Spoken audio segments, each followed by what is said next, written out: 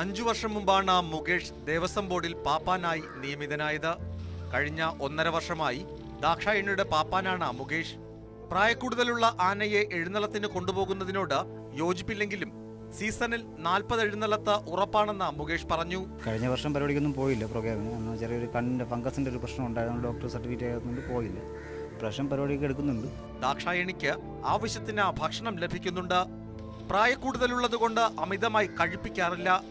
പിന്നെ പറമ്പുകളിൽ ആനയെ മേയാൻ വിടുമെന്നും പാപ്പാൻ കൂട്ടിച്ചേർത്തു. സ്വന്തമായി ആഹാരം എടുത്തു തിന്നുന്നതിന് ദാക്ഷായണിക്ക് കഴിയുമെങ്കിലും ബലക്കുറവും വേഗത കുറവും അനുഭവപ്പെടുന്നുണ്ട്. ആനയെ ഇങ്ങനെ കെട്ടുന്നത് വനംവകുപ്പ് ഉദ്യോഗസ്ഥർ അറിയാതെയാണ്. ചെങ്കള്ളൂർ ക്ഷേത്രത്തിന്റെ മേൽനോട്ടത്തിലാണ് ആനയെ പറമ്പിൽ തളച്ചിരിക്കുന്നതെന്നും പാപ്പാൻ പറഞ്ഞു. ആഹാരക്രമമൊക്കെ പണ്ട് മുതൽ ദിവസം തന്നെയാണ് അതിൻ്റെ ചിലവുകളൊക്കെ വഹിക്കുന്നത്. നമ്മളെ കൊണ്ട് കഴിയുന്നത് നമ്മൾ ചെയ്യുന്നുണ്ട്. ദാക്ഷായണിക്ക് ഒരു സുരക്ഷിതത്വവും ഇല്ലല്ലോ എന്ന് ചൂണ്ടിക്കാട്ടിയപ്പോൾ ബോർഡാണ് എല്ലാം തീരുമാനിക്കേണ്ടതെന്നായിരുന്നു മുകേഷിന്റെ മറുപടി.